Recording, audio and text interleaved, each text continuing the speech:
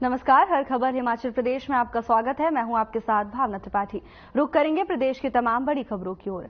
शिमला में लोकसभा चुनाव और विधानसभा उपचुनाव में मैदान में उतरने से पहले हिमाचल कांग्रेस ने एकजुटता दिखाई है और आपसी मतभेद को भुलाकर चुनाव मैदान में बीजेपी को हराने का ऐलान किया है। वहीं हिमाचल प्रदेश के मुख्यमंत्री सुखविंदर सिंह सुक्खू, डिप्टी सीएम मुकेश अग्निहोत्री और प्रदेश कांग्रेस अध्यक्ष प्रतिभा सिंह ने संयुक्त प्रेस वार्ता की और बीजेपी पर निशाना साधते हुए कहा कि हिमाचल प्रदेश में बीजेपी का मिशन लोटस फेल हो गया है। लोकसभा और विधानसभा के उपचुनाव के बाद प्रदेश में कांग्रेस सरकार और मजबूत होगी।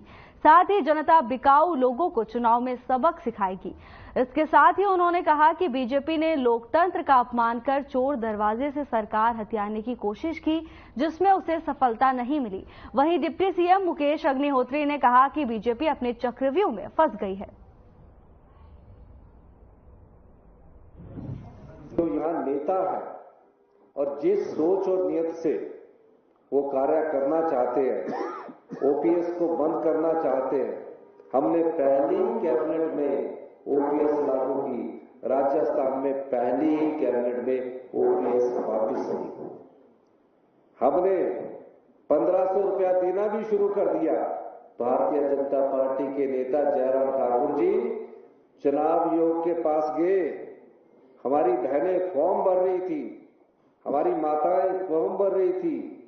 उन्होंने चुनाव आयोग से शिकायत की, ये ऑन गोइंग योजना है, इसमें फॉर्म भरने से कोई नहीं रोक सकता और जितनी भी महिलाएं वो अपने फॉर्म जमा करवा सकती है, भर सकती है। अगर वो उनके पास नहीं जमा करवाने तो अपने जो हमारे जो विधायक है उनके पास जमा करवाइए, स्थानीय लोगों के पास जमा करवाइए। मैं दावे के साथ कह सकता हूं, भारतीय जनता पार्टी इसको जितने भी रोकने की कोशिश करेगी। हम अप्रैल का भी पैसा देंगे, मई का भी देंगे और अगर इन्होंने हमारा रोका तो हम जून में इन्हें 3000 रुपया इकट्ठा देंगे। ये हम कहना चाहते हैं, क्योंकि ये योजना रुक नहीं सकती। जिस तरह किसान सम्मान निधि प्राइम मिनिस्टर की योजना है, उसका पैसा डाला जा रहा है और हमारी प्यारी बहना महिला सम्मान निधि का पैसा रोकने की भारतीय जनता पार्टी कि अगर चुनाव आयोग से इस प्रकार की काम करती है तो हमारा सरकार उसका विरोध करेगी। जो प्रेजेंट सिचुएशन चल रही है उसके बारे में लगातार भारतीय जनता पार्टी के नेता प्रदेश को गुमराह करने में लगे हुए हैं और इस समय स्थिति ये है कि प्रदेश की जो इलेक्टेड गवर्नमेंट बनी उसको गिराने का एक प्रयास हुआ और उस साजिश का पूरा भंडाफोड़ हो चुका है और सारा प्रदेश जानता है कि आप सब जानते हैं कि हम चुनाव का सामना करने जा रहे हैं। हमारे लोकसभा की 4 सीटें हैं जिस पर हमने चुनाव लड़ना है और उसी तरह से हमारी जो उपचुनाव 6 हमारे जो विधायक हमारे को छोड़ के दूसरी पार्टी में शामिल हुए हैं ध्यान भटका रहे हैं। अगर 15 महीने की सरकार की कार्यप्रणाली की कोई अगर योजनाएं देखें, ये पहली सरकार है जिसने 1 साल में 22,000 रोजगार के अवसर पैदा किए। हिमाचल प्रदेश के लोक निर्माण मंत्री और मंडी से कांग्रेस प्रत्याशी विक्रमादित्य सिंह ने शिमला में बीजेपी पर जमकर निशाना साधा है। विक्रमादित्य सिंह ने पूर्व मुख्यमंत्री जयराम ठाकुर पर हमला बोलते हुए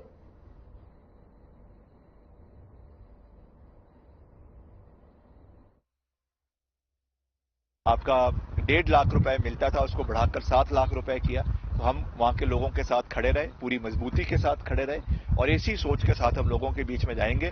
और हमारा क्या विजन मंडी संसदीय क्षेत्र के लोगों के लिए है, हमने हमेशा पूरी मजबूती से केंद्र सरकार से भी सहयोग लिया है और जैसे हमने अपने विधानसभा क्षेत्र का या हिमाचल के मसलों को पूरी प्राथमिकता के साथ विधानसभा में उठाया, वैसे ही पूरे मजबूती के साथ हम अगर यहां हिमाचल प्रदेश में चुनावी पारा धीरे धीरे बढ़ता जा रहा है। शिमला में मुख्यमंत्री सुखविंदर सिंह सुक्खू, उप मुख्यमंत्री और कांग्रेस प्रदेश अध्यक्ष ने संयुक्त प्रेस वार्ता की और बीजेपी पर जमकर निशाना साधा।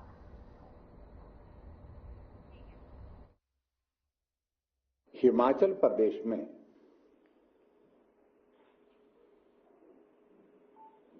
जो पिछले दिनों घटनाक्रम राजनीतिक दृष्टि से हुआ है,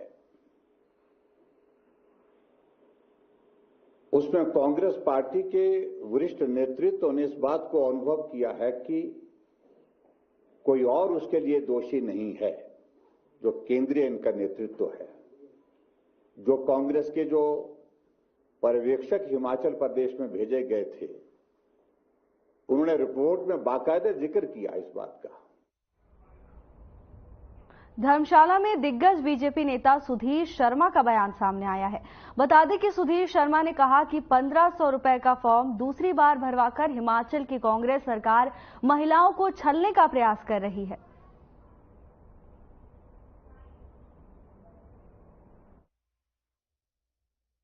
आप सभी जानते हैं, कल प्रदेश कांग्रेस कार्यालय में कांग्रेस पार्टी ने एक पत्रकार वार्ता करी, जिसमें कि प्रदेश की कांग्रेस की अध्यक्षा, मुख्यमंत्री और उप मुख्यमंत्री वहां मौजूद थे और एक बयान निकल कर के आया कि 1500 रुपए जो महिलाओं को देने हैं हर महीने, उसके ऊपर हम कानून ले आएंगे।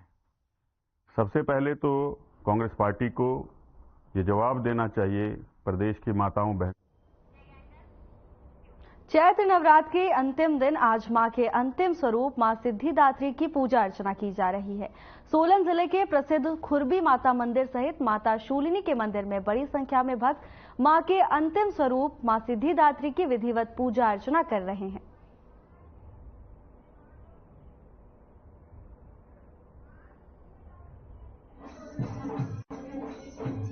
नवमी हमने कंजकों को करके मनाई। कई तो वैसे अष्टमी पे कंजकों का कर लेते हैं, उधर पूजन कर लेते हैं, लेकिन हमने नवमी जो है आज कंजकों का पूजन करके मनाई।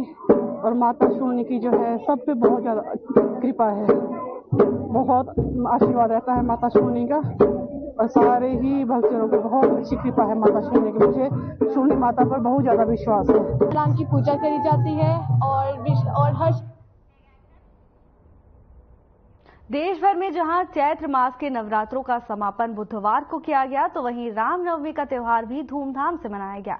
जिला कुल्लू के मुख्यालय रघुनाथपुर में भी भगवान रघुनाथ के मंदिर में भगवान श्री राम की विशेष पूजा अर्चना की गई और धूमधाम के साथ यहां पर भगवान राम का जन्म दिवस मनाया गया। कई दिनों से रोज शाम के वक्त, इस वक्त आज कोई प्रभु कृपा से मौसम ठीक है, रोज ही वर्षा आती थी, इसलिए नहीं कर पाए। और जब ये संकल्प लिया था तो मैं जानता हूँ कि लोग बड़े भारी उत्साह में थे। और आज जब मैं उस मंदिर में जब प्राण प्रतिष्ठा हुई, उस दिन भी मैं वहाँ उपस्थित था, मुझे निमंत्रण था। मैंने देखा कि किस प्रकार से लोग झूम रहे हैं, मानो कि एक समय के लिए तो त्रेता युग आ गया। त्रेता युग में त्रेतानाथ बोलते हैं रघुनाथ जी को, तो त्रेता। सरकाघाट में रामनवमी के उपलक्ष्य पर शिवा फाउंडेशन ने अंबेडकर भवन बतैल में रक्तदान शिविर का आयोजन किया। तो वहीं अंबेडकर में फाउंडेशन के युवाओं ने रक्तदान शिविर में 150 प्रतिभागी युवाओं का उपस्थित सुनिश्चित करवाई।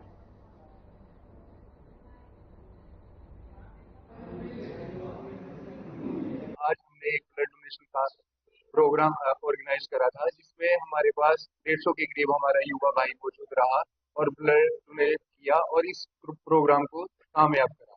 धन्यवाद जी, जय श्री राम। और मैं सभी भाइयों को यही मैसेज देना चाहूंगा कि आगे शिवा फाउंडेशन की तरफ से कोई भी इवेंट हो, चाहे वो स्पोर्ट्स मीट हो, चाहे वो ब्लड डोनेशन कैंप हो, चाहे वो स्वास्थ्य चेकअप हो, आप सभी बढ़ चढ़कर आए और शिवा फाउंडेशन का साथ दें। ये हमारा उद्देश्य यही है, जो हमारे भाई नशे की धुत में रहते हैं या हमारा पिछड़ा हुआ जो भाईचारा है या यहाँ के लोग हैं, हम उन्हें जगाना चाहते हैं और इस विधानसभा को साफ भी बनाना।